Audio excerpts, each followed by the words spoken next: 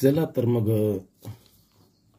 लगेच सोडवूया स्वाध्याय 1.1. तर पहिलं गणित आहे. पहिलं गणित 7,53,357 ही संख्या पुढील पैकी कोणती? ज्याप्रमाणे आपण वाचलंय त्याप्रमाणे बघा. 753,357 हा पर्याय नाही. बी पर्याय बघा.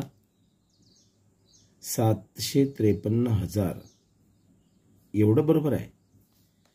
357 हा पर्याय नाही. 357 पाहिजे होतं. तिसरं 753,000 बरोबर आहे. एवढं 357 हा पर्याय बरोबर आहे. सहज बघूया चौथा पर्यायाकडे. 753,000 हे असू शकते का? असं नाही ना. चला तर पर्याय क्रमांक सी बरोबर. कारण दुसरं समजून घेऊया. 1, 4, 6, 8 आणि 9 हे अंक एकदाच वापरून त्यापासून बनवलेली सर्वात मोठी 5 अंकी संख्या कोणती? याचं उत्तर इथेच शोधायचं. म्हणजेच एकदाच वापरून त्यापासून बनलेली सर्वात मोठी 5 अंकी संख्या कोणती आहे? बघूया. यातली सर्वात मोठी संख्या कोणती? ही 98,461. ही 98,000. बी पर्याय 641. सी पर्याय 98,614 आणि डी पर्याय 98,416. गणितामध्ये काय म्हटलेलं आहे? सर्वात मोठी 5 अंकी संख्या कोणती आहे बघा. 98, 98, 98, 98. इथे 400, 600, 600, 600 ह्या दोन संख्या नाही. ह्या 600 वाल्या दोन संख्यामधले बघूया. ही 41 आहे इथे आणि इथे 14 आहे. म्हणजे पर्याय क्रमांक बी हे बरोबर. तिसरं गणित बघा. किमान 6 अंकी संख्या. किमान म्हणजे लहानात लहान. लहानात लहान 6 अंकी कोणत्या? लहानात लहान 6 अंकी कोणती? बरोबर सांगा. बरं एक काम करू. पहिल्यांदा उदाहरण वाचून घेऊ बघा. किमान 6 अंकी संख्या आणि कमाल 4 अंकी संख्या. 6 अंकी संख्या ही किमान, 4 अंकी संख्या ही कमाल. यामधील फरक किती? फरक म्हणजे वजाबाकी. फरक म्हणजे वजाबाकी एवढं ध्यानात ठेवायचं. आता किमान म्हणजे लहानात लहान 6 अंकी संख्या. किमान 6 अंकी संख्या आणि कमाल 4 अंकी म्हणजे मोठ्यात मोठी संख्या 4 अंकी. सांगा बरं मग. 6 अंकी लहानात लहान सांगायची असेल, 2 अंकी लहानात लहान म्हणजे 10 आहे ना. 3 अंकी 100, 4 अंकी 1000, 5 अंकी 10,000 आणि 6 अंकी झाली 1,00,000. आलं ना लक्षात? ठीक आहे. आणि मोठ्यात मोठी 4 अंकी संख्या 1 अंकी 9, 2 अंकी 99, 3 अंकी 999 आणि 4 अंकी मोठ्यात मोठी 9,999. आता याच्यामधील फरक म्हणजे काय सांगितलं तुम्हाला? फरक म्हणजे वजाबाकी. चला वजाबाकी करताना तुम्हाला माहित आहे आणि वजाबाकी करून टाकायची. वजाबाकी उत्तर करूया. इथला हातचा 1 इथे घ्यायचा. मग इथलं इथे राहतात 9. इथला हातचा परत इथे तुमच्यासारखा नेहमी तुम्ही वजाबाकी करतात त्याप्रमाणे इथे राहते 9. इथला हातचा परत इथे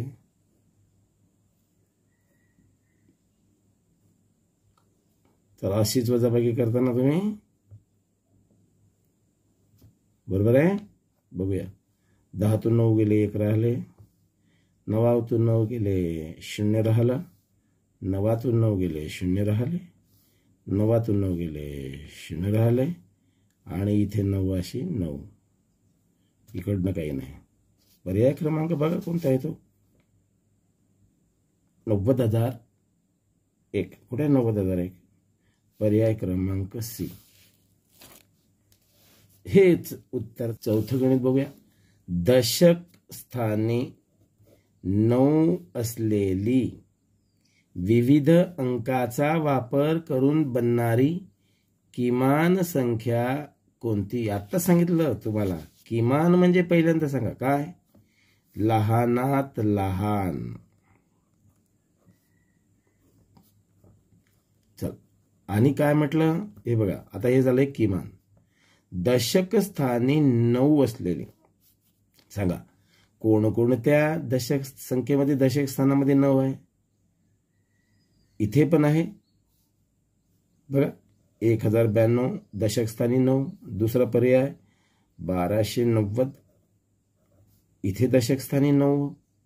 2091 इथे 9 दशक स्थानी आहे आणि 2190 आहे इथे पण 9 आहे. आता गणित वाचूया.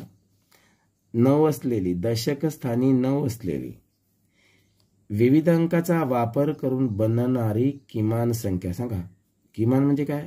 लहानात लहान. सांगा याच्यातली लहान, यामधली ओळखा ना. लहानात लहान कोणती आहे मग? ही 2000 वाली तर नाहीच आहे. या दोनपैकी सांगा. समजला? करेक्ट. अगदी बरोबर उत्तर. पहिलं उत्तर बरोबर आहे. पर्याय क्रमांक ए बरोबर आहे. चला पुढचा प्रश्न बघूया. 5वा प्रश्न सुरू. चला 5वा प्रश्न काय म्हणते बघा. 5555 ही संख्या या प्रकारे लिहिली जाते. म्हणजे काय? वाचा एकदा, परत वाचूया. 5555 ही संख्या या प्रकारे लिहिली जाते. सांगा लिहिली जाते कशा प्रकारे? हे आहे 5055, हे आहे 5505 आणि ही संख्या आहे 5550, 5555. कोणता पर्याय बघा. समजलं? चला पुढे. शाबास. अगदी बरोबर आहे तुमचं. 5555चा पर्याय क्रमांक डी हे उत्तर आहे. अगदी बरोबर. चला 6व्या उदाहरणात येऊया. 6वं उदाहरण बघा. कमाल ते किमान अशा क्रमामध्ये संख्यांचा कोणता गट आहे? आपण एक काम करू. कोणती संख्या पर्याय बघू आपण. 4 पर्यायामध्ये कमाल ते किमान अशा क्रमामध्ये म्हणजे काय? कमाल म्हणजे मोठ्यात मोठी, मोठ्या संख्येपासून ते लहान संख्या म्हणजे कोणता क्रम आहे हा सांगा. ओळखला तुम्ही? अगदी बरोबर. कोणता? उतरता क्रम. चला उतरत्या क्रमाने असणारी संख्या कोणती? 4 गट आहे उतरत्या क्रमाने. बघूया. पहिला पर्याय शोधा. तुम्हाला अगदी शोधल्यास तुम्हाला पर्याय ओळखू येते. तर 4ही पर्यायामध्ये शोधल्यास डी मध्ये लक्ष देऊ आपण. बघा 82,384. पहिल्यांदा 82,000 मोठ्यात मोठी. त्याच्यानंतर 81,427. त्यानंतर 63,178 आणि 13,378. बघा 82, 81, 63, 13. बरोबर आहे.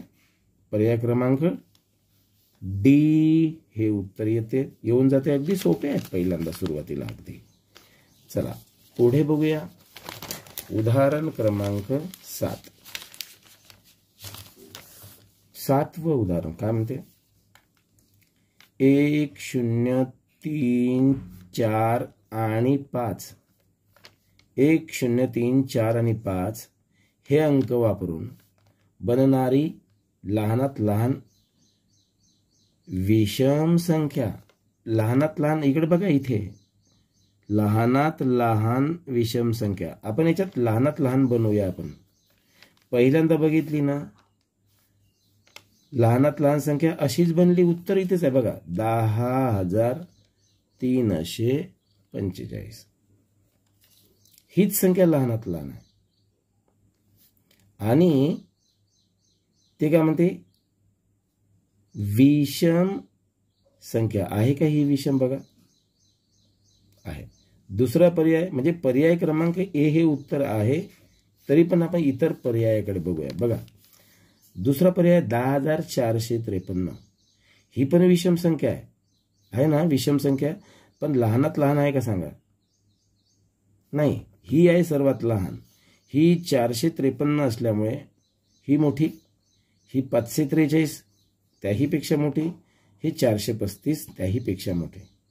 ह्या तिन्ही संख्या लहानात लहान नाही आहे. ही आहे लहानात लहान. चला पर्याय क्रमांक 1 बरोबर. अगदी बरोबर.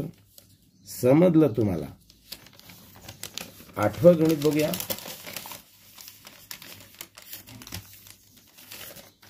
8व्या गणितामध्ये बघा,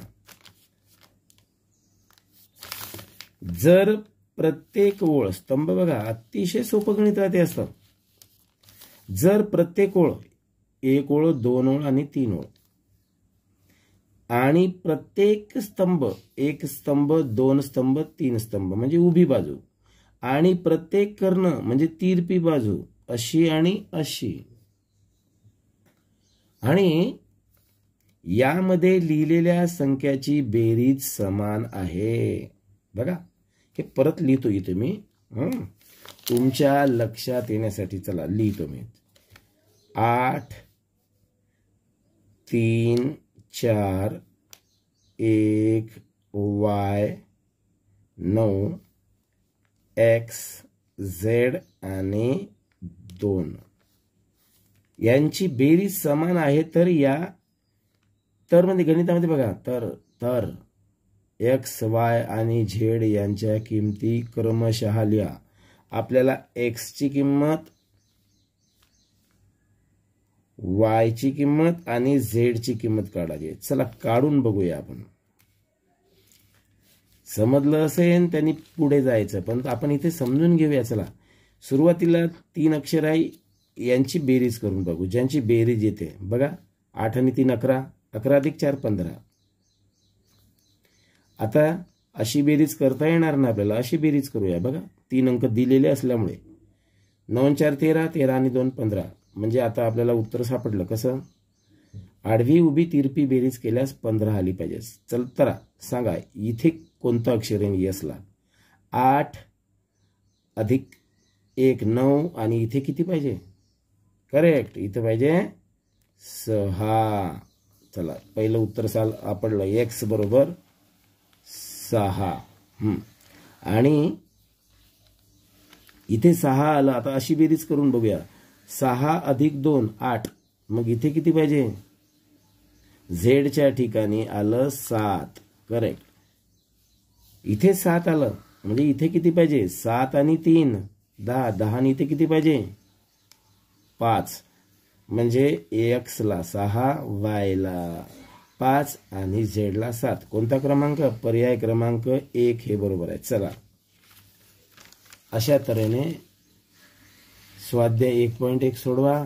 आणि कुठे अडलं नसेल समजलं तर मला कमेंट बॉक्समध्ये तुमच्या प्रतिक्रिया कळवा.